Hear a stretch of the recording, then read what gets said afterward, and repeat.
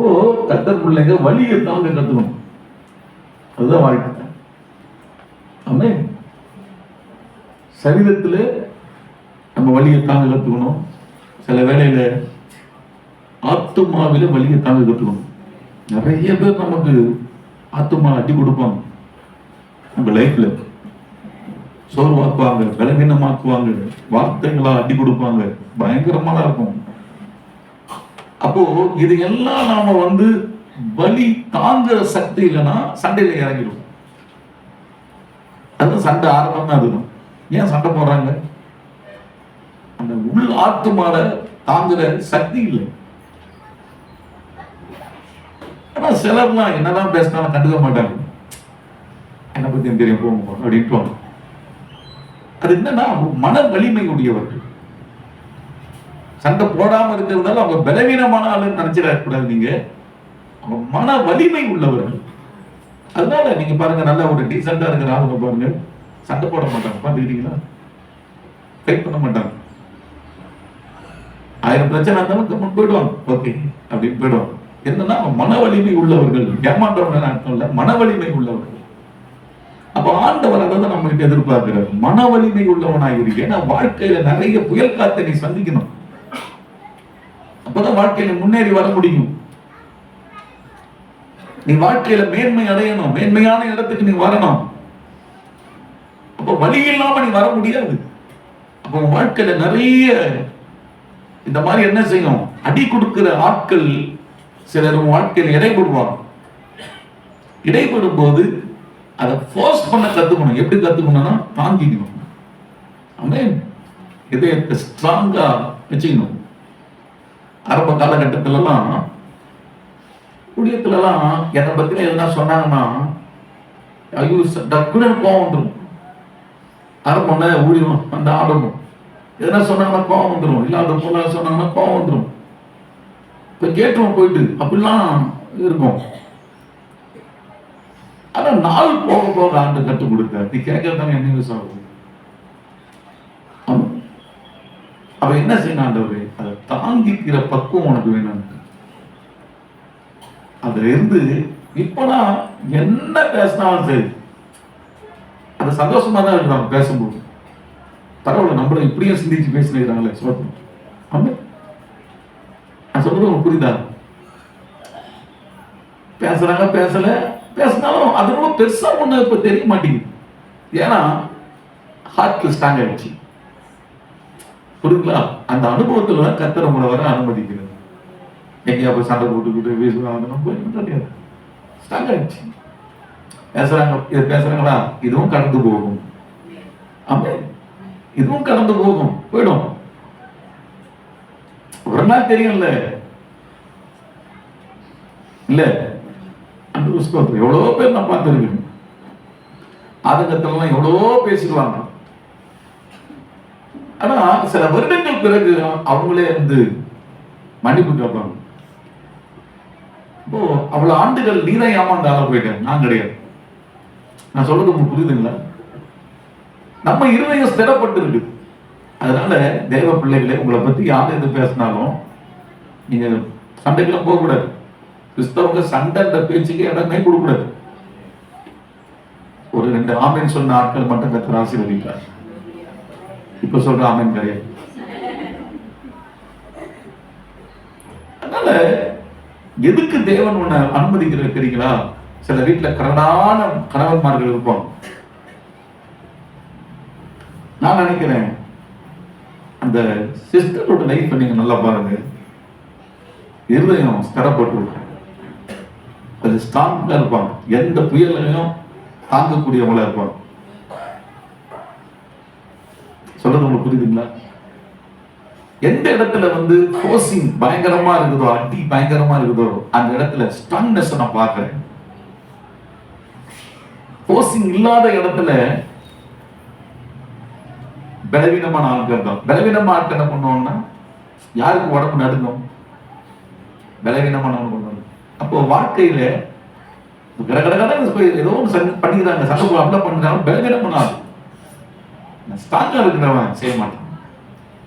அதனால தேவ பிள்ளைங்க எப்பயும் சில அற உழுது பட்டாளம் வைக்கிறாங்க பாஸ்டர், நீ என்ன செய்யணும் காட்டு அப்படின்னு. என்னன்னா உன்னை பத்தி நிறைய சில சூழ்நிலை ஒன்னும் பேசாத முன்னு, அதுதான் நீ காட்டுறது கிடையாது. மறு கண்ணத்தை காட்டுறது என்பது என்னது? பேசுறவங்க பேசிக்கிட்டோம், இன்னும் கூட பேசல அப்படின்னா நீ மன வலிமை உள்ளவன் காட்டுற, பேசாம பேச. நீங்க அப்படி இல்ல அப்போ உன் ஆத்மா ஸ்ட்ராங் ஆகுதுன்னு அர்த்தம். அப்ப நான் நிறைய உன்னுடைய உள்ள மனிதன் ஸ்ட்ராங் ஆகும் போது என்ன ஆகுதுன்னா, அநேகருடைய ப்ராப்ளத்தை நீ தீர்த்து வைக்கிற ஆளா நீ மாறிடுற. உனக்கு மட்டுமல்ல, உன் குடும்பத்துக்கு மட்டுமல்ல, நீங்க ஒரு லீடராகவும் மாற வாய்ப்பு இருக்கு. அதுக்குதான் சில வேலை ஆண்டவர் அனுமதிப்பார். அதனால தேவன் உன் வாழ்க்கையில் எதை அனுமதித்தாலும் அது நன்மைக்காகவே நடக்கிறது என்பதை நாம் புரிந்து கொள்ள வேண்டும். ஆமென். இன்னைக்கு நம்ம பார்க்க போகிற ஒரு முக்கியமான விஷயம் என்னன்னா, உன் அங்கியை எடுத்துக் கொள்ளுகிறவனுக்கு உன் வஸ்திரத்தையும் எடுத்துக்கொள்ள தடை பண்ணார். உன் அங்கியை எடுத்துக் கொள்ளுகிறவனுக்கு என்ன சொல்றார் ஆண்டவர்? உன் வஸ்திரத்தையும். அந்த சவுண்ட் கொஞ்சம் வேதுங்க பாருங்களேன், யூடியூப்ல அப்படியே போகும். உன் அங்கியை எடுத்துக் கொள்ளுகிறவனுக்கு உன் வஸ்திரத்தை எடுத்துக்கொள்ள என்ன செய்யாத தடை பண்ணார். அப்ப இங்க கூட நம்ம பார்க்கும்போது இது என்ன, நம்ம ஏமாளி மாதிரியே இருக்குது, ஏமாளி மாதிரியே இருக்குது. அங்கே எடுக்கிறான், வந்து எடுக்கிறான், வஸ்திரத்தையும் விட்டு கொடுத்துட்டான். எடுக்கிறவன் என்னமோ பெரிய ஆள் மாதிரியும், நான் என்னமோ ஏமாளி மாதிரியும் இல்லை. அப்படிதானே தோன்றுது. ஆனா இதுலயும் பவர் பாயிண்ட் இருக்குது, இதுலயும் பவர் ஏறுது. இதுக்கு நம்ம பவர் வச்சுக்கிறது. நான் சொல்றேன் பாருங்க, நியாயப்படி பார்த்தா அங்கேயும் எடுக்கிறவன் தான் பெரிய ஆள் மாதிரி தெரிஞ்சு இல்ல, அவன் தான் பெரிய ஆள் மாதிரி இருக்குது. விட்டு கொடுக்கிற பண்ணமோ சின்ன ஆள் மாதிரி தெரியுது. ஆனா இதுல பாத்தீங்கன்னா அங்கே எடுக்கிறவன் பெரிய ஆள் கிடையாது. அங்கே எடுக்கிறவன் பலவீனமான ஆளு, விட்டு கொடுக்கிறவன் தான் பெரிய ஆளு. அல்லேலூயா. பாருங்களேன், உன் அங்கியை எடுத்துக் கொள்ளுகிறவன், அந்த ஒரு வேர்டை மட்டும் கொஞ்சம் தியானிக்கும். உன் அங்கியை எடுத்துக் கொள்ளுகிறவன் அப்படின்னா முதல்ல யாரு அப்படின்னு பாத்தீங்கன்னா, மனசாட்சி இல்லாத ஆளு. என்னது இவங்க யாரு? ஏன்னா உன் அங்கி, அவன் அங்கி அவன் எடுத்துக்கினா பிரச்சனை இல்லை இல்லங்க. அவனுடைய ட்ரெஸ் அவன் எடுக்கிறான், என்ன கிடையாது, ஒன்னும் பிரச்சனை இல்லை. அவன் ட்ரெஸ் அவன் எடுத்துக்கிறான். ஆனா இவன் யார் ட்ரெஸ் எடுக்கிறான்? இன்னொருத்தன் ட்ரெஸ் எடுக்கிறான். அப்ப இவன் யாரு? மனசாட்சி இல்லாதவன், மனசாட்சி இல்லாத மனிதர்கள். அப்ப பலவீன ஆள் யாரு? பலவீனமான ஆள் யாரு? எடுக்கிறவன் பலவீனமான ஆளு. நம்ம நினைச்சுக்க வேண்டாம். ஏன் இப்படி ஆகுதுப்பா?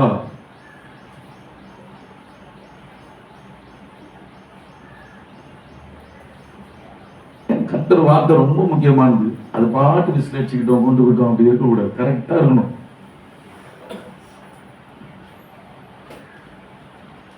மனசாட்சி இல்லாதவர்கள் பிறருடையதை எடுக்க வேண்டும் என்று இருக்கிறவர்கள் பலமுள்ள ஆள் கிடையாது, மனசாட்சி இல்லாத மனிதர்கள். எழுதுங்க, பிறருடையதை எடுக்க வேண்டும் என்று விரும்புகிறவர்கள் மனசாட்சி இல்லாத மனிதர்கள். அப்போ இவங்க யாரு? பலவீனமான ஆள். பலவீனமான ஆளுக்கு தான் இதை செய்வாங்க, பலம் உள்ள ஆள் இதை செய்ய மாட்டாங்க. ரெண்டாவது நீங்க பாத்தீங்கன்னா இதுல நிறைய விஷயங்கள், 5 காரியத்தை நான் எனக்கு சிந்தனை வந்துச்சு. உன் அங்கே எடுத்துக் கொள்ளுகிறவன், அந்த வேர்ட்ல நீங்க பாத்தீங்கன்னா இவங்க யாருன்னு பாத்தீங்கன்னா இச்சையுள்ள மனிதர்கள். இவங்க யாரு? இச்சையுள்ள மனிதர்கள். ஏன்னா இச்சை உள்ளவர்கள் தான் என்ன செய்வாங்க? பிறருடையதை எடுப்பார்கள். அப்ப இவங்க யாரு? பலவீனமான ஆள். யாத்திராகமம் 20:17 படிங்க. யாத்திராகமம் 20:17.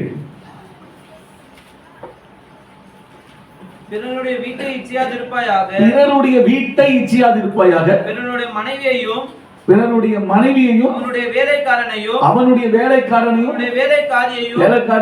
அவனுடைய எருதையும் அவனுடைய கழுதையையும் பின்னும் பிறருக்குள்ளான யாதொன்றையும் இச்சியாதிருப்பாயாக. அப்ப உன் அங்கி எடுக்கிறவன் அப்படின்றவன் என்ன அர்த்தம்? இச்சிக்கிற மனிதர்கள். அப்ப இவங்க யாரு? தேவ பார்வையில பொதுவா என்னதான்? பலவீனமானவங்க. இச்சை இல்லாதவங்க பிறருடைய என்ன செய்ய மாட்டாங்க, எடுக்க மாட்டாங்க. இச்சை உள்ளவர்கள் தான் என்ன பண்ணுவாங்கன்னா அடுத்தவங்க எடுப்பாங்க. அதுல ஒரு வார்த்தை பாரு, பிறர் மனைவியும் போட்டுது பயங்கரமா இருக்கு. அடுத்தவங்க கொண்டாட்டியும் எடுக்கிறவன் யாரு? பலவீனமானவன். அடுத்தவன் புருஷனை எடுக்கிற ஆளு பலவீனமான ஆளு. அவங்கள ஸ்ட்ராங்கான குடும்பத்தை நடத்துறவங்க கிடையாது. சபையில் இருக்கிற நாம யாருடையதை இச்சிக்க கூடாது. ஆமென். பலவீனமான ஆட்களா இருக்க கூடாது. மூணாவது, உன் அங்கி எடுத்துக் கொள்ளுகிறவன். முதல்ல என்ன பார்த்தா, மனசாட்சி இல்லாத மனிதர்கள் இவர்கள். உன் அங்கி எடுத்துக் கொள்ளுகிறவர்கள் யாரு? இச்சையுள்ள மனிதர்கள். மூணாவது, உன் அங்கி எடுத்துக் கொள்ளுகிறவர்கள் யாரு அப்படின்னு பார்த்தீங்கன்னா, உழைத்து மேலே வர விருப்பம் இல்லாதவர்கள். சொல்றது புரியுதுங்களா? உழைச்சி மேல வரணுங்க. பக்கத்துல கை சொல்லுங்க, தூணானா தட்டி சொல்லுங்க. உழைச்சி மேல வரணும். அல்லேலூயா. உழைத்து மேலே வர விருப்பம் இல்லாதவர்கள் தான் அங்கி எடுப்பாங்க. கரெக்ட் தானே? தப்பா என்ன சொல்றோமா? உழைத்து மேலே வர விரும்புகிறவர்கள் தான் என்னது சரியான ஆளு. உழைத்து வர மேல விருப்பம் இல்லை அப்படின்னா கண்டிப்பா இவங்க என்ன பண்ணுவாங்கன்னா அடுத்தவங்கள்ட்ட அங்கி எடுப்பாங்க. அங்கின்றது பல கோணங்கள் நீங்க எடுத்துக்கலாம். அடுத்தவங்க நகை, அடுத்தவங்க பணம், அடுத்த இது அது இது எல்லாமே. கர்த்தர் பிள்ளைகளே, நாம அப்படி இருக்கக்கூடாது. ஆமென் சொல்லுங்க பார்க்கலாம். கண்டிப்பா நம்ம இப்படி இருக்கக்கூடாது. ஒரு விசுவாசி எங்க வீட்டுல போன ஞாயிற்றுக்கிழமை அது மீன் குழம்பு கொடுத்து அமைச்சிருந்தாங்க. நான் தான் கேட்டேன். அப்போ நேத்து பாஸ்டர் அம்மா கேட்டேன், அந்த டிஃபன் பாக்ஸ் கொடுத்து அமைச்சிட்டியா? என்னது? அந்த டிஃபன் பாக்ஸ கொடுத்து அமைச்சிட்டியா? ஏன் அந்த டிஃபன் பாக்ஸ் கூட வீட்டுக்குள்ள இருக்க கூடாது. அது அவங்களுக்கு. நிறைய பேருக்கு ஆமீன் வரமாட்டேங்குது பாரு. ஆமென். எத்தனை பேரோட வீட்டுல யாரு வீட்டு பொருள் எல்லாம் பதுக்கி உள்ள வச்சிருப்பீங்க, கோடியில போட்டு வச்சிருப்பீங்க, அதுல போட்டு வச்சிருப்பீங்க. நம்மளாம் யாரு? அந்த லிஸ்ட்லாம் யாரு? அங்கி எடுக்கிற ஆள் அர்த்தம். இன்னைக்கு மனம் திரும்பி வீட்டுக்கு போயிட்டு கோடியெல்லாம் கொட்டுங்க. நமக்கு நல்லா தெரியும் இந்த பொருள் யாருடையது யாருடையதுன்னு. ஒன்னும் இதை பத்தி யோசிக்காதீங்க. கர்த்தர் என் கூட பேசினாரு ரொம்ப நாளா. இது நான் என்ன பண்றது, நானும் மனுஷ ஜன்மம் தானே இருக்குது. அதனால இன்னைக்கு கர்த்தர் பேச மனம் திரும்பிட்டேன் அப்படி சொல்லி நான் நினைக்கிறேன். நிறைய மூட்டை மூட்டையா அனைக்கிற வீட்டுக்கு போகணும்னு நினைக்கிறேன். அல்லேலூயா. உண்மையில நல்ல விசுவாசிங்க அவங்களாம். அதெல்லாம் கௌரவம் பார்த்துக்கிட்டு நீங்க இருந்தீங்கன்னா கர்த்தர் வார்த்தைக்கு கீழ்ப்படிக்கல. கௌரவம் பார்க்க கூடாது. கர்த்தர் பேசினார்ப்பா இந்தாங்க. ஆமென். ஆண்டவருக்கு மகிமை உண்டாகுது. அப்ப உழைத்து மேலே வர விருப்பம் இல்லாதவர்கள் அங்கி எடுப்பார்கள். நம்மள உழைச்சு மேல வரணும்.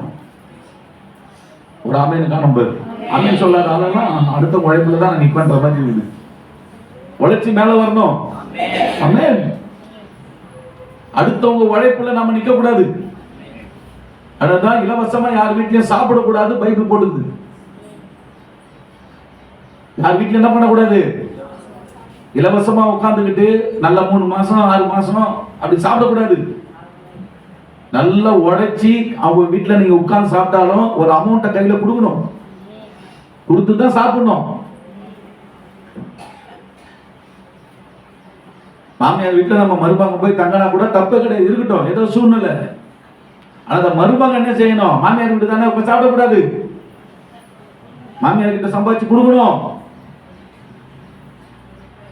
புரியுதுங்களா பிரதர்ஸ்? ஆமென், ஆமென். சில வீட்டுல பாரு, அம்மா பிள்ளைக்கு சோறு போட்டுனே இருக்கும். சோறு போடாதன்ற, போடக்கூடாது. என்ன பண்ணக்கூடாது? உழைக்காதவங்களுக்கு வீட்டுல சோறு போடாதீங்கன்ற. ஹலோ, இருக்கிறீங்களா?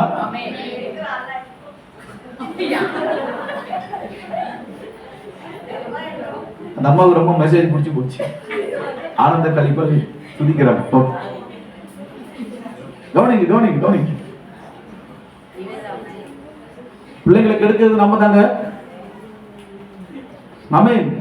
ஏன் புள்ள இச்சிக்க வேற ஒரு காரியத்தை இச்சித்தான் ஒரு மாதிரி ரவுடி சிந்துக்குள்ள போறான்?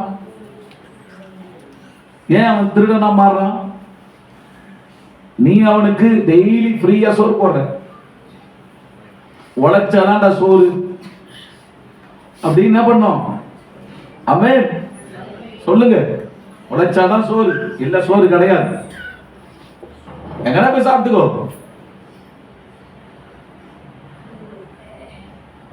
கரெக்டா இருக்க வீட்டுல.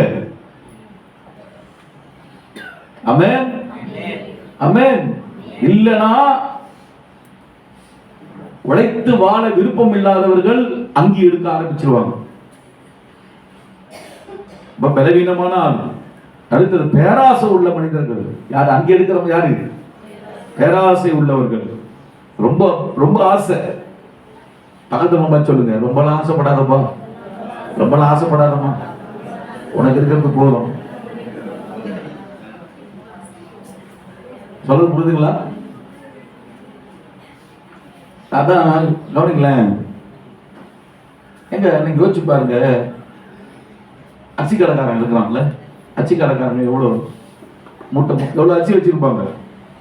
பெரிய அரிசி கடைக்காரு முட்டை முட்டை முட்டைப்படியா என்ன வச்சிருப்பாங்க?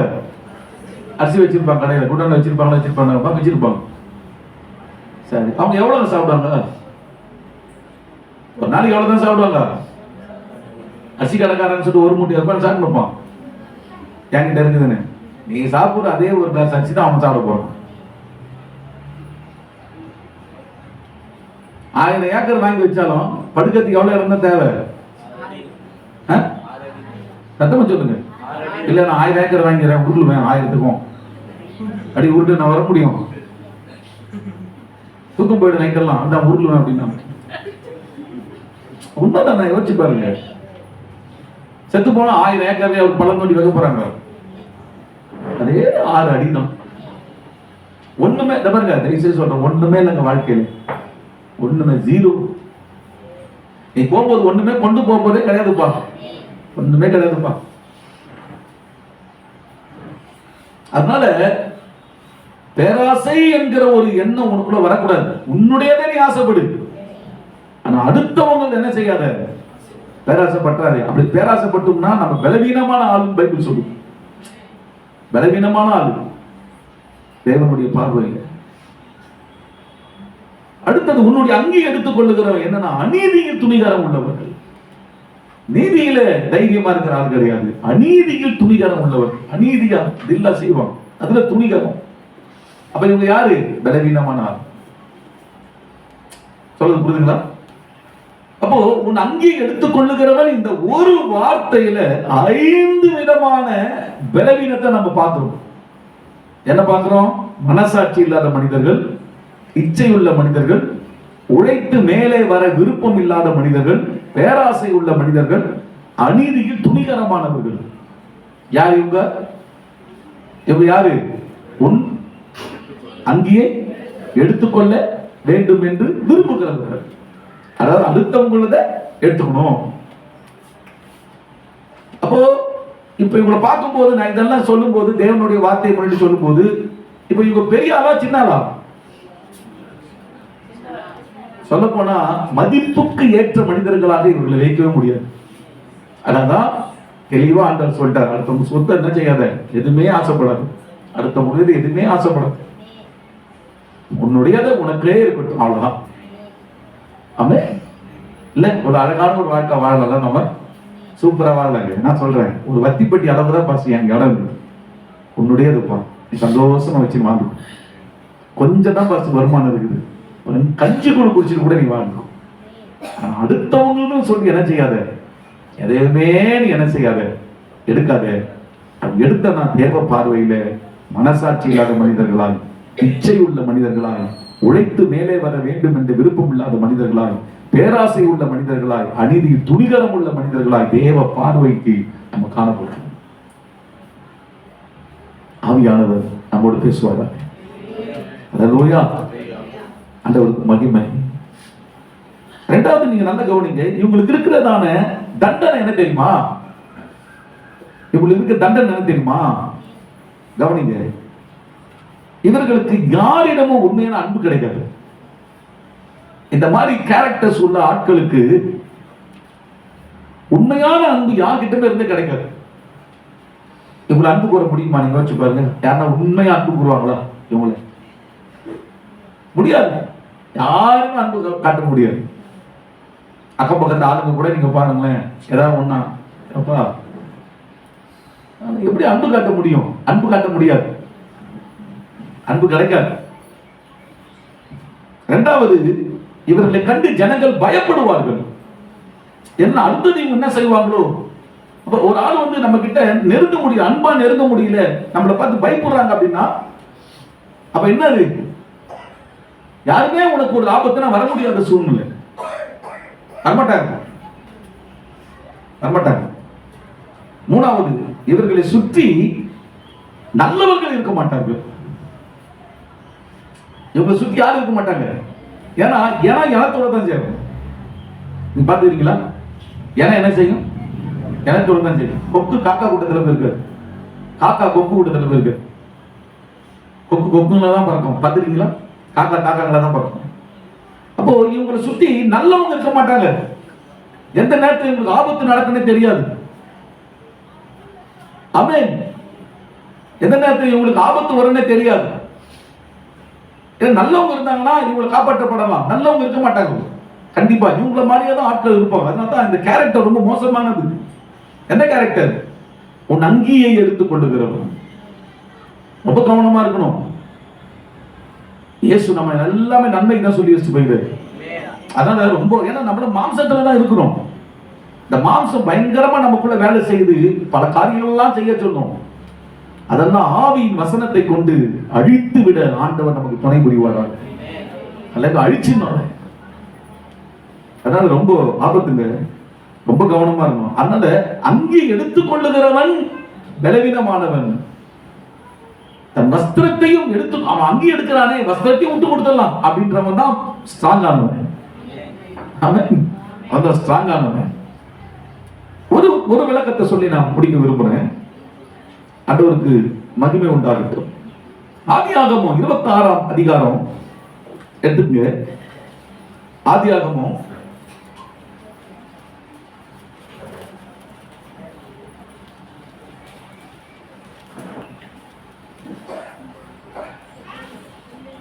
அதுக்கு முன்னாடி இந்த காரியத்தை நம்ம பார்க்கணும்.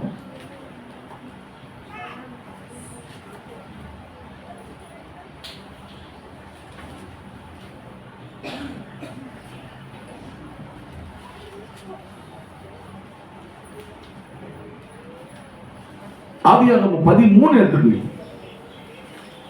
13 7ஆம் அதிகாரம் எடுத்துங்க. படிக்கிறேன். ஆபிரகாமுடைய மந்தை மேய்ப்பருக்கும் லோத்தினுடைய மந்தை மேய்ப்பருக்கும் வாக்குவாதம் உண்டாயிற்று. அக்காலத்திலே கானானியரும் பெரிசியரும் அத்தேசத்தில் குடியிருந்தார்கள். ஆபிரகாம் லோத்தை நோக்கி, எனக்கும் உனக்கும் என் மேய்ப்பருக்கும் உன் மேய்ப்பருக்கும் வாக்குவாதம் வேண்டாம், நாம் சகோதரர். இந்த தேசமெல்லாம் உனக்கு முன்பாக இருக்கிறது அல்லவா? நீ என்னை விட்டு பிரிந்து போகலாம். நீ இடதுபுறம் போனால் நான் வலதுபுறம் போகிறேன், நீ வலதுபுறம் போனால் நான் இடதுபுறம் போகிறேன் என்றான். இப்போ ஆபிரகாம் லோத் இந்த ரெண்டு பேர் இருக்கிறாங்க. ரெண்டு பேருமே இஸ்ரேலின் தேவனாகிய கர்த்தரை தொழுது கொள்ளுகிறவங்க தான். இப்போ ஆபிரகாமை பார்த்து தேவன் லோத்தை ஆசீர்வதிக்கிறார். லோத்தை வந்து ஸ்பெஷலா ஆண்டு கூப்பிட்டு ஆசீர்வதிக்கல. ஆபிரகாமை அழைத்து ஆபிரகாமுடைய அந்த கொஞ்சம் ஆசீர்வாதம் லோத்துக்கும் கிடைக்குது. இப்போ கவனிங்க, லோத்துக்கும் என்ன செஞ்சிருச்சு? சொத்து சுகம் வந்துருச்சு, ஆடு மாடு வந்துருச்சு. ஆபிரகாமுக்கும் இருக்குது. இப்போ இடம் தாங்க முடியல, ஃபுல்லா இருக்குது, ரொம்ப டைட்டா இருக்குது, கஷ்டமா இருக்குது. அப்படிப்பட்ட சூழ்நிலையில நல்ல கவனிங்க.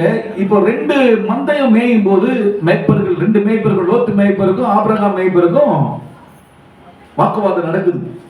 என் இடத்துல நீ எப்படி வருவோம், உன் இடத்துல நான் எப்படி வருவோம், ஒரே வாக்குவாதம். இப்ப நல்ல கவனிங்க, இந்த இடத்துல ஆபிரகாம் அதை அப்படியே அமுக்குறாரு பாருங்க. அந்த வாக்குவாதத்தை ஸ்மூத்தா கொண்டு போறாரு பாருங்க, ஒன்றும் பிரச்சனை இல்லாம ஆக்குறாரு பாருங்க. என்ன சொல்றாரு? ஆபிரகாம் லோத்தை நோக்கி, எனக்கும் உனக்கும் என் மெய்ப்பருக்கும் உன் மெய்ப்பருக்கும் வாக்குவாதம் வேண்டாம். முதல்ல என்னது? கர்த்தர் பிள்ளைங்க அங்கே எடுக்க வேண்டும் என்று விரும்பினால் உன்னுடைய வஸ்திரத்தை விட்டு கொடுத்திருந்தார் ஆண்டவர். அப்படின்னா என்ன அர்த்தம்னா, முதல்ல வாக்குவாதத்துல நம்ம நிக்க கூடாது. என்ன சொல்லுங்க? பக்கத்துல நம்ம சொல்லுங்க. வாக்குவாதம் வேணாங்க, உங்க வாக்குவாதம் வேணாம். நானா சில சம்பவங்களால எவ்வளவு பேர்கிட்ட வாக்குவாதம் பண்ண முடியும். ஆனா அந்த காலத்துல இந்த காலம் வரைக்கும் இப்ப கூட சரி, கர்த்தர் பேசுற காரியம் கேட்காத, வாக்குவாதம் பண்ணாத, வேணாம். அது தேவ நாம மகிமைப்படாது. கர்த்தர் தெளிவா பேசுறாரு. வாக்குவாதத்துல போய் என்ன பண்ணக்கூடாது? ரோட்ல நின்றுகிட்டு நம்ம என்ன பண்ணக்கூடாது? நீயா நானான்ற மாதிரி வாக்குவாதம் பண்ணக்கூடாது.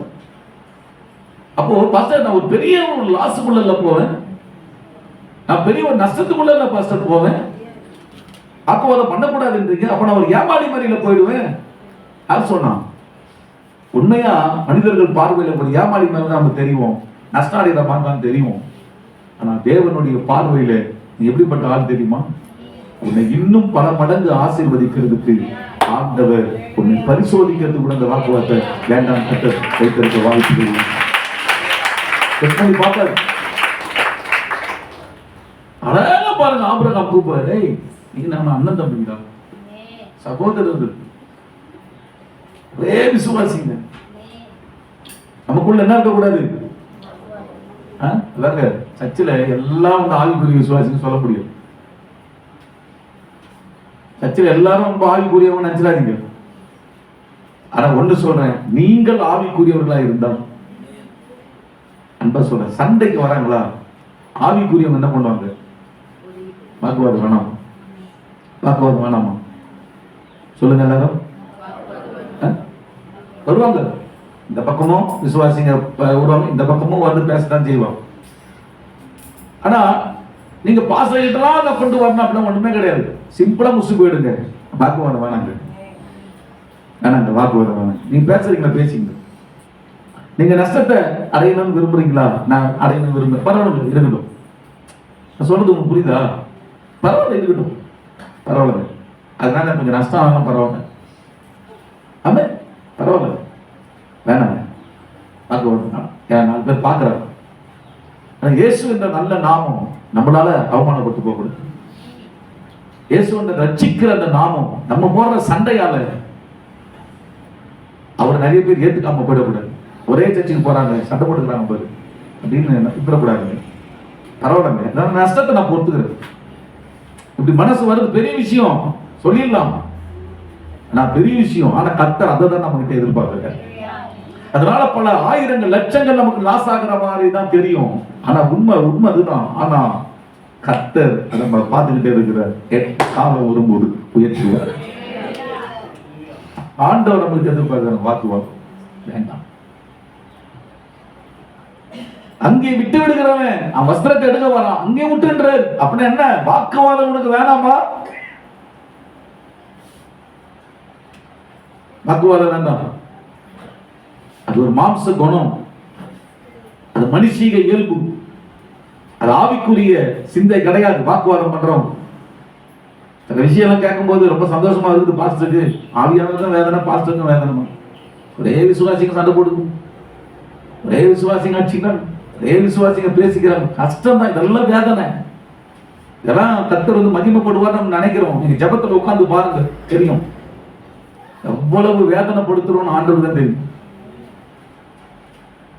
தயவுசெய்து வேதனை என்ன பண்ணாதீங்க, ஆண்டவரை ஒரு நாளும் படுத்தாதீங்க. வாக்குவாதம் வேண்டாம். ஆபிரகாம் அழகா சொல்ற, உன் மேய்ப்பருக்கும் என் மேய்ப்பருக்கும் வாக்குவாதம் வேண்டாம். ஏப்பா, நாம் சகோதரர். ஒரே இயேசுவின் ரத்தத்தால தான் நீயும் கழுவப்பட்டிருக்கிற, நானும் கழுவப்பட்டிருக்கிறேன். நம்ம சகோதரர். வேண்டாம். சரி, என்னதான் பண்றது பாருங்க, எந்த அளவுக்கு ஒரு ஃப்ரீடமா விட்டு கொடுக்குற பாருங்க. இந்த தேசமெல்லாம் உனக்கு முன்பாக இருக்கிறது அல்லவா, நீ என்னை விட்டு பிரிந்து போகலாம். விட்டு கொடுக்குற பாருங்க. நீங்க ஏதாவது அப்படியே அப்படிலாம் கிடையாது. உனக்கு என்ன ஆசை அதுதானப்பா இல்ல. எப்பவுமே நல்லா கவனிங்களேன். ஒருத்தங்க வந்து ஏதோ ஒண்ணு ரொம்ப அப்படியே அலைஞ்சு ஏதோ ஒன்று பண்றாங்க, விரும்புறாங்க, அப்படிலாம் பண்ணாங்கன்னா நீங்க என்ன பண்ணணும்னா புடிச்சு இழுத்து நிற்க கூடாது. நீ மனசு ஃப்ரீயா உனக்கு இருக்கணும்னா நான் சொல்லி கொடுக்குறேன் பாரு, அப்படியே விட்டு. ஆபிரகாம் சொல்லணும், எவ்வளவு சொல்லலாம். கர்த்தர் என்னதான் கூப்பிட்டாரு, என்னதான் கூப்பிட்டாரா? உன்னை கூப்பிட்டாரா? நான் உன்னை கூட்டு வந்தேன், நான் உன்னை கூட்டு வந்தேன். என்ன பார்த்துதான் உன்னை கர்த்தர் ஆசீர்வதிச்சார். எனக்குரியதுதான் உனக்கு. அப்படிதானே? ஏங்க இந்த நியாயத்தெல்லாம் பேசிருக்கலாம, பேசிருக்கூடாது. ஆபிரகாம் பேசலங்க, பேசலங்க. ஒரே வார்த்தை சொல்லிட்டாரு, ஒரே வார்த்தை சொல்லிட்டாரு. என்ன? தேசம் எல்லாம் இருப்பா, ரொம்ப அதிகமாக இருக்குப்பா. நீ என்னை விட்டு புரிஞ்சு போன ஆசைப்படுறியா? என்ன சொல்றாரு? இப்போ நீ இடது பக்கம் போறியாப்பா, நான் வலது பக்கம் போறேன். நீ வலது பக்கம் போறியா, நான் அப்படின்னா என்னன்னா அவருக்குன்னு ஒரு ஆசையில போகுது. எத்தனை பேர் ஆமென் சொல்றீங்க? நான் சொல்றது புரியுதா உங்களுக்கு? அவருக்கு ஒரு ஆசையே இல்லைங்க. என்ன வாக்குவாதமே இல்ல, ஒண்ணுமே இல்ல. சரி, அப்போ லோக் சொல்ற, ஆபிரகாமே நான் இடது பக்கம் போறேன். சரி பரவாயில்ல போப்பா. இல்ல இல்ல ஆபிரகாமே இப்ப எனக்கு வலது பக்கம் போனோம்னு தோணுது. இல்ல சரி போ. என்ன பாஸ்டர் எழுப்புதல் வந்துருக்குது, அது ஃபேன் உங்களுக்கு போட வேண்டியதானே? ஒரு ஃபேனை போட்டு விடுங்க. அது புரிஞ்சுக்காரு சுத்தமா. அப்படியே உட்காந்து எல்லாம் அங்கேயே உட்காந்து ஃபேன் போட்டு விடுங்க. எப்பவுமே அந்த ஃபேனை போட்டு விட்டுருங்க. அவருக்கு சவுண்டு வருது இல்லை? ஓகே ஓகே, சரி சரி, அந்த ஃபேன்ல உட்காந்து இருப்போம். அது சொட்டிங்க இப்போ. கவனிங்க, வாக்குவாதம் என்ன பண்ணக்கூடாது. வாக்குவாதம் கவனிங்க, கவனிங்கம்மா, வாக்குவாதம் பண்ணக்கூடாது. கர்த்தர் பிள்ளைங்க வாக்குவாதத்துல நின்னீங்கன்னா ஆசீர்வாதத்தை கர்த்தர் கொடுக்க மாட்டாரு. எப்பவுமே பாருங்க, யாராவது ஒருத்தர் ரொம்ப வலுக்கட்டாயம் பண்ணி போராட்டம் பண்ணி அதை இதை பண்றாங்கன்னா நீ புடிச்சு இழுக்காதீங்க, விட்டுருன்றேன். நான் சொல்றது உங்களுக்கு புரியுதா? விட்டுங்க, விட்டுங்க.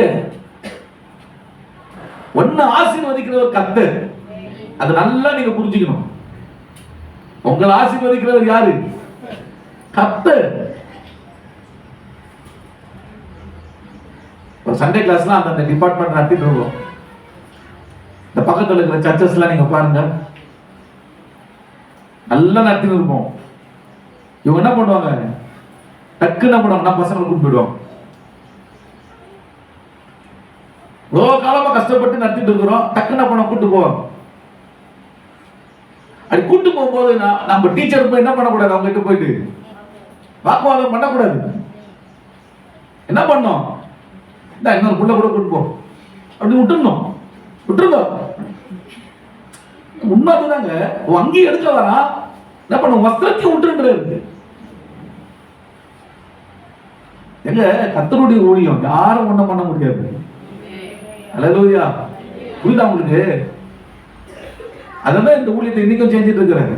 எவ்வளவு ஒன்றும் பண்ண முடியாது. கர்த்தருடைய ஊழியம் எவ்வளவு திட்டம்லாம் போட்டாங்க நம்ம ஊழியத்தை அழிக்கிறதுக்கலாம். என்னென்னலாம் பிசாசு மலை மரணம் மட்டும் வந்தோம், ஒன்னெல்லாமா எல்லாம் பஸ்மாமா போச்சு. அல்லேலூயா, அல்லேலூயா. தேவ ஊழியம் இந்த இந்த மென்டாலிட்டி நமக்கு இருக்கணும். அதை நினைச்சு கவலைப்பட்டு இருக்க கூடாது. அது வேற நம்ம அப்படியே கவலை இல்லாம ஜாலியை விட்டு போறோம் அப்படி சொல்லுங்க. நான் அநியாயம் பண்றாங்க பண்ணிட்டோம். அநியாயக்கார அநியாயத்தை விதைக்கிறான், அவனுக்கு என்ன செய்யப்படும்? அநியாயம் தான் அறுக்கப்படும். நீதி விதைச்சா நீதி தான் அறுக்கப்படும்.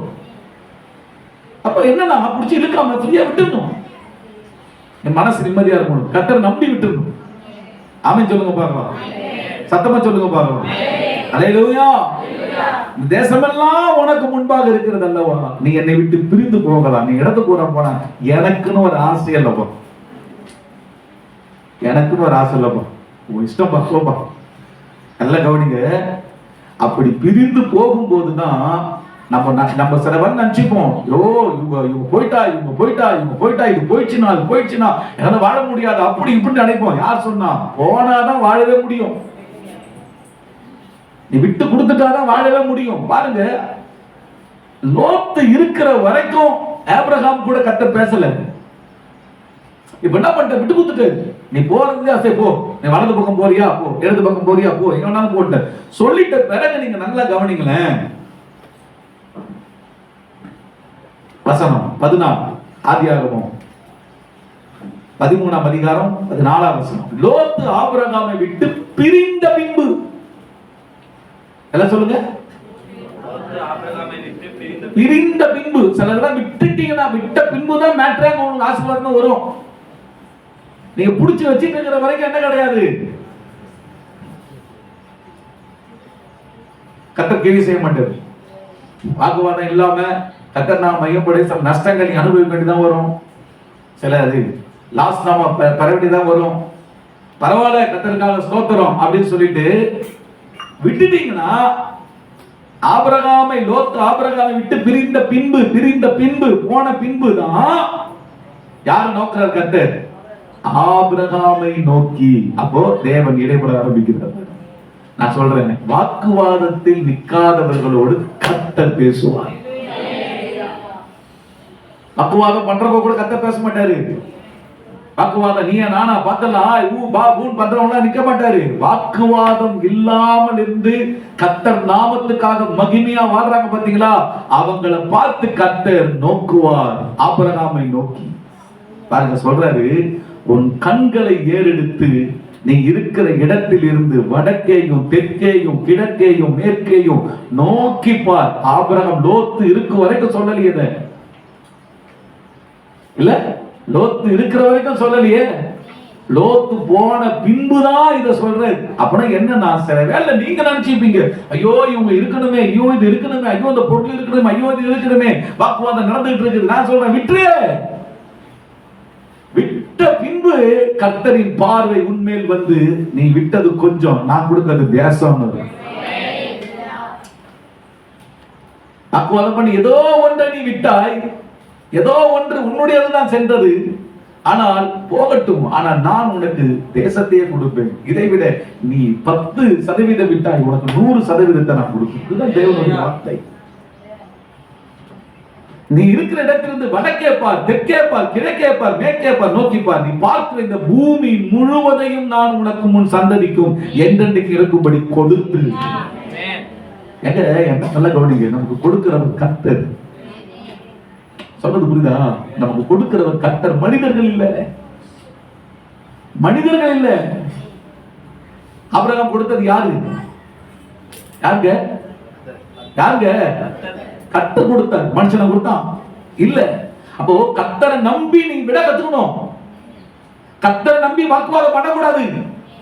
கர்த்தரை நம்பி சில லாஸ்களை நீ ஏற்படுத்திக்கணும். உனக்கு வந்துச்சுன்னா விட்டுணும். சில லாஸ் உனக்கு ஆகும். லாபம்னா அல்லேலூயா, சோத்திரம் ஆண்டவரே, அல்லேலூயா, லாபம். இப்ப நஷ்டம் வருது, அதே போல ஆண்டவரே ஸ்தோத்திரப்பா. இதான் சிலுவை. நஷ்டம் அந்த வாழ்க்கையில கொடுப்பாங்க, உங்களுக்கு நஷ்டம் கொடுப்பாங்க, நிறைய கொடுப்பாங்க நஷ்டம் உன் வாழ்க்கையில. ஆனா கர்த்தருக்காக நீ நஷ்டத்தை தாராளமா ஏற்றுக்கோ. ஏத்துக்கோ. உன்னை ஏமாத்துறாங்களா ஏமாத்தட்டும், உன்னை அபகரிக்கிறாங்களா அபகரிக்கட்டும். ஆமென். நீ ஏமாந்திய ஆள் கிடையாது. உன்னுடைய பரிதாப நிலை தெய்வத்துக்கு தெரியும். நீ விட்டு கொடுத்தது கர்த்தருக்கு தெரியும். கர்த்தர் நாமத்துக்காக நீ அர்ப்பணிச்சது ஆண்டவருக்கு தெரியும். அதுக்கு பின்னாடி தான் கர்த்தர் என்ன செய்ய போறாரு? உன்னை ஆசீர்வதிக்கவே போறாரு. ஆமென். அல்லேலூயா, அல்லேலூயா. ஆண்டவர் சொல்றாரு பாருங்க 16ல, உன் சந்ததி பூமியின் தூளை போல பெருக பண்ணுவேன். இதுக்கு முன்னாடி பூமியின் தூள் கிடையாது. ஆனா இப்ப என்ன பண்ணுவேன்? உன் சந்ததி அப்படி பெருக பண்ணுவேன். ஒருவன் பூமியின் தூளை என்ன கூடுமானால் உன் சந்ததியும் என்னப்படும். நீ எழுந்து தேசத்தின் நீளம் அகலம் எம்மட்டம் அம்மட்டம் நடந்து திரி, அதை உனக்கு அதை தருவேன் என்றார். உனக்கு அதை தருவேன். ஆமென். கடமை வைத்து கர்த்தருக்கு இப்ப ஆசீர்வாதம் கூடுதா கூடலையா? கூடுது. வஸ்திரத்தை எடுத்துக்கொண்டோன்னு வராங்க, அங்கேயே விட்டு கொடுத்துறாரு ஆபிரகாம். இப்போ blessing கூடுதா கூடலையா? கூடுதுங்க. அதான் சொல்றேன், வாக்குவாதத்துல நிக்காதவங்களுக்கு ஆசீர்வாதம் கூடும். கர்த்தர் நாம மகிமைக்காக நிக்கிறவங்களுக்கு நன்மைகள் கூடும்.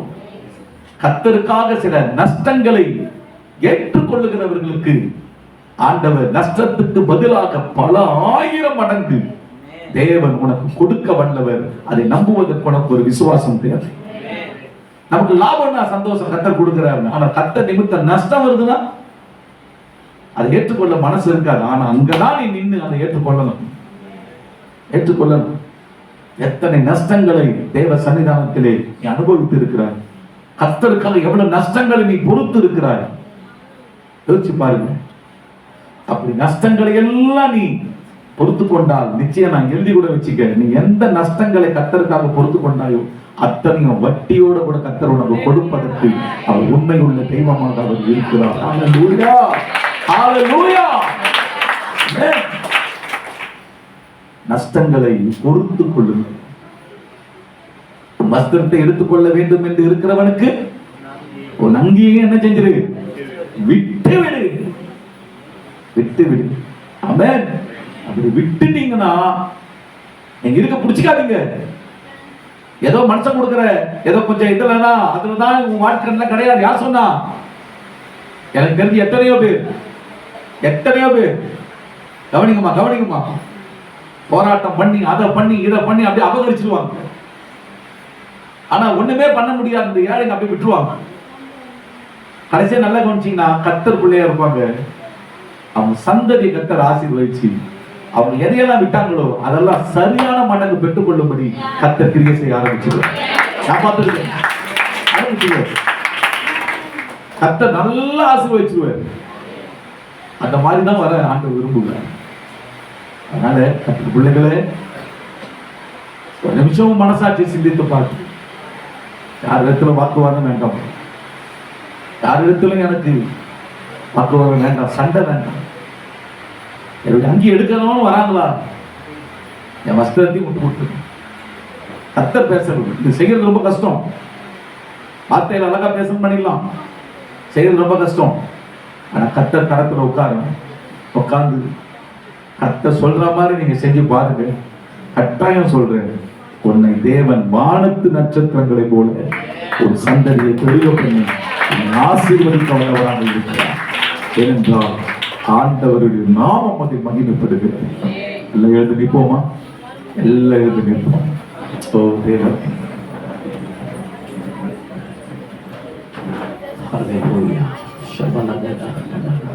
எல்லாம் எழுந்து நிற்போம்.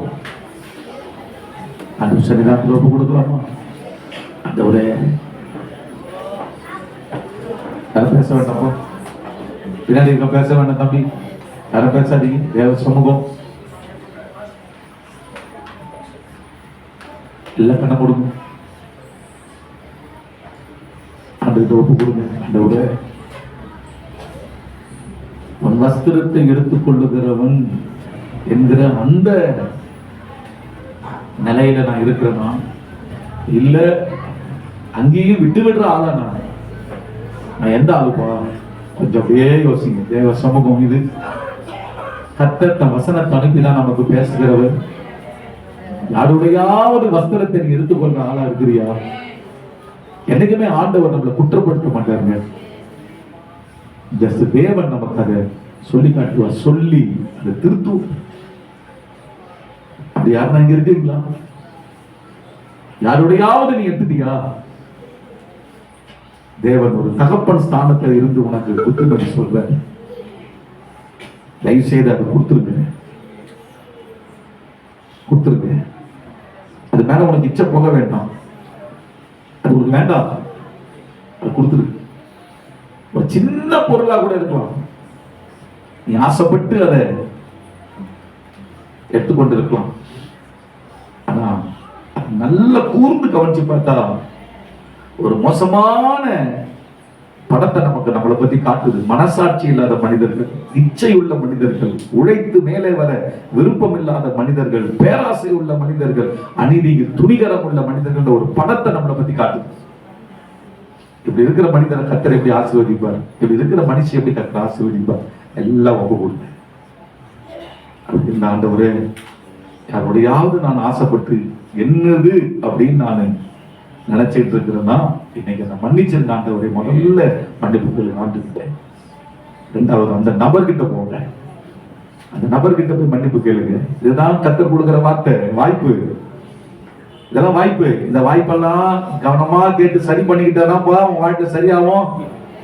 இதெல்லாம் நீ அசால்ட்டா என்ன அப்படின்னா பின்னாடி மூட்டையா வந்து நிற்கும், மூட்டையா நிற்கும். வாய்ப்பு வரும்போதே புரிஞ்சுக்கணும். இந்த ஞாயிற்றுக்கிழமை இந்த மெசேஜ் கிடைக்காது. இன்னைக்கு கொடுக்கிற ஆலோசனை யாருடையது உன் வீட்டுல இருக்குது இல்ல, தப்பு இல்லாது. உடனே போங்க, உடனே போங்க, சமாதானம் ஆயிடுங்க. இதுல உனக்கு அசிங்கம் வரும், அதெல்லாம் நீ ஒண்ணுமே நினைக்க வேண்டாம்ப்பா. பரலோகம் உன்னை பார்த்து மகிமையா உன்னை கைதட்டி உன்னை பாராட்டும், உன்னை பரலோகம் வரவேற்கும். உலகத்தை ஒண்ணுமே நீ கொண்டு போறது இல்லை. நாளைக்கு கூட நமக்கு மரணம் ஏற்படலாம். பரலோகத்துல போய் நிற்பியா? நிற்க முடியுமா? இந்த செய்தி பேசுமே.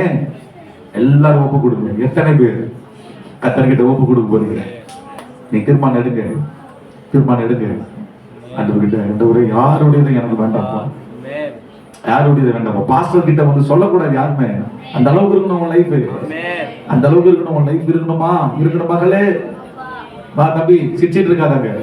கண்ண மூடி ஜெபம் பண்ணு. சிரிக்கிற நேரமா இது. எல்லாரும் கண்ண மூடி ஒப்பு கொடுத்து ஆண்டவர்கிட்ட பயபக்தியோட தேவ சமூகத்துக்கு விளையாட்டுல சத்தியம் உன் வாழ்க்கை பேசிக்கிட்டு இருக்கிற ஆண்டவர். அவன் அர்ப்பணிங்க. யாருடைய வேண்டாம் மகளே, யாருடைய நகை வேணாம் உனக்கு, யாருடைய பொருள் வேணாம், யாருடைய பணம் வேணாம், யாருடைய எதுவுமே வேண்டாம். ஆமா, உனக்குரியது உனக்கு இருக்கட்டும், உனக்குரியதே உனக்கு போதுமானது என்று கிட்ட சொல்லி ஒப்பு கொடுங்க. இன்னைக்கு இருந்துச்சுன்னா நீ கொஞ்சமா அம்மா பார்க்காத. இன்னைக்கு உண்மை சத்தியத்தை கேட்டதால நான் பாராட்டுவாங்க. கொண்டு போய் கொடுத்துரு. சமாதானம் ஆயிடு. எதுவுமே இருக்கக்கூடாது. உனக்கு வெக்கம் போல தோண வேணாம். பிசாசு சொல்லுவான், உனக்கு வெக்கமா இருக்காங்க. இல்ல, உனக்கு ஆசீர்வாதமே அதுதான் அடங்கியிருக்குது. அதை தரும்போது அதை அமைதியா நீ வாங்கி சந்தோஷத்தோட அந்த பிரதர் சிஸ்டருக்கு அவங்கள பாராட்டும். சத்தியத்துக்கு கீழ்படிக்கிறாங்கல்ல, சத்தியத்துக்கு கீழ்படிந்து நடக்கிறாங்கல்ல. ஆமென். சத்தியத்துக்கு கீழ்படிந்து நடக்கிறவங்களை கர்த்தர் ஆசீர்வதிப்பார்.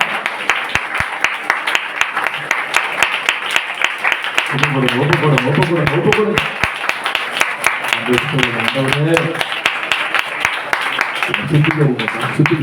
சுத்திகரிங்க. விட்டு கொடுக்கறதால சில நஷ்டங்கள் அடைவது போல உன்னுடையதை எடுத்துக்கொள்ளும் போது வாக்குவாதம் வேணான்னு நீ சில விட்டு கொடுக்கும் போது சில வேதனைகள் அடையலாம். மகனே, நான் ஒண்ணு சொல்றேன், கர்த்தர் அறிகிறார். எல்லாமே கர்த்தர் அறிகிறார்ப்பா, கர்த்தர் அறிகிறார்மா. உன்னை பல மடங்கு கர்த்தர் ஆசீர்வதிப்பார். ஏசப்பாவுடைய நாமத்துக்காக நான் பயப்படுறேன். ஏசப்பாவுடைய நாமம் தூசிக்கப்பட்டுருமே. அந்த நாமம், ஐயோ இயேசுவே நமக்காக உங்க நாமத்தை தூசிச்சிருவாங்களப்பா, பிரஜாதிங்க தூசிச்சிருவாங்களே அப்படின்னு பயந்து அந்த நஷ்டத்தை நீ ஏற்றுக்கொண்டனா கண்டிப்பா சொல்றேன், ஆண்டவர் சொல்றார், எனக்காக தானே அந்த நஷ்டத்தை ஏற்றுக்கொண்ட. உன்னை நான் எப்படி கை விடுவேன்? நீ இழந்ததை 1000 மடங்கு உனக்கு திருப்பி தருவேன். 1000 மடங்கு உனக்கு திருப்பி தருவேன். உண்மை இது. கர்த்தரை நம்பி வாழ்றவங்க கர்த்தர் கைவிட மாட்டார். கர்த்தருக்காக வாழ்றவங்க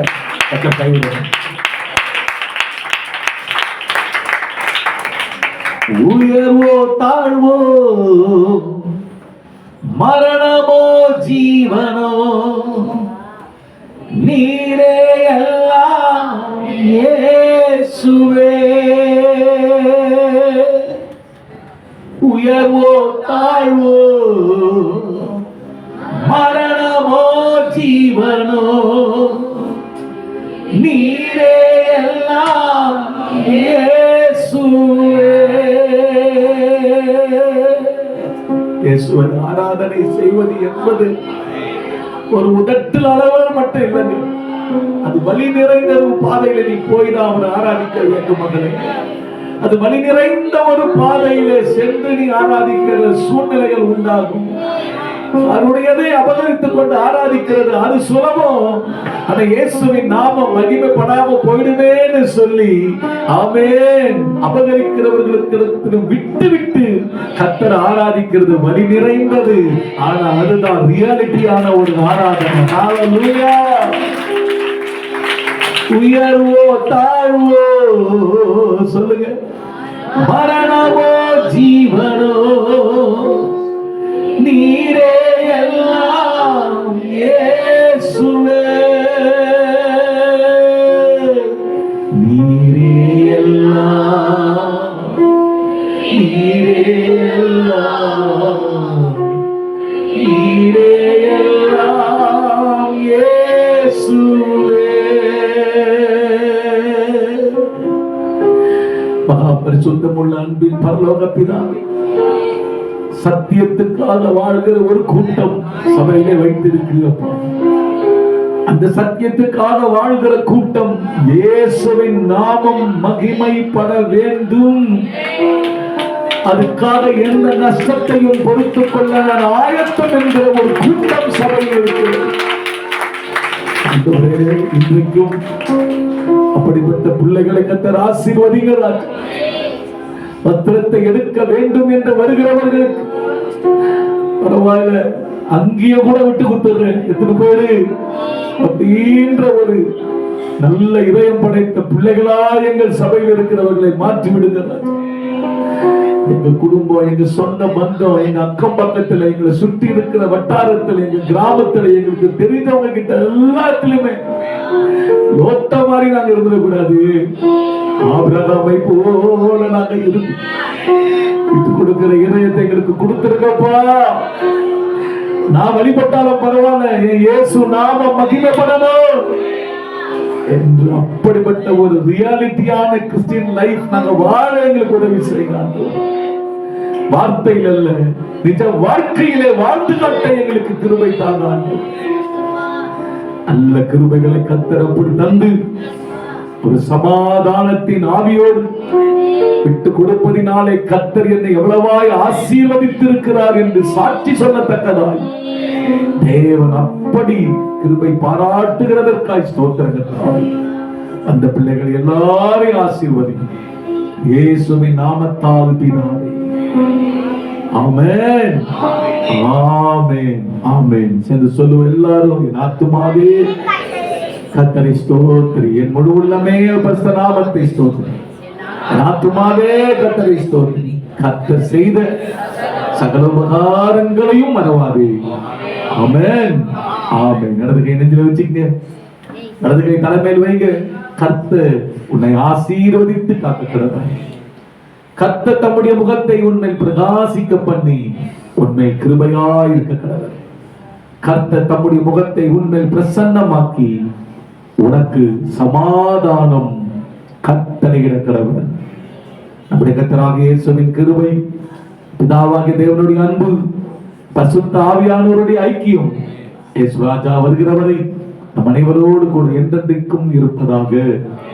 ஆமென், ஆமென். God bless you sisters. God bless you brothers. கர்த்தர் உங்களை ஆசீர்வதிப்பார். ஒருத்தர் நல்ல வாழ்த்துக்கள். ஆண்டவர் கரம் உங்களோடு இருப்பதாக. ஆமென்.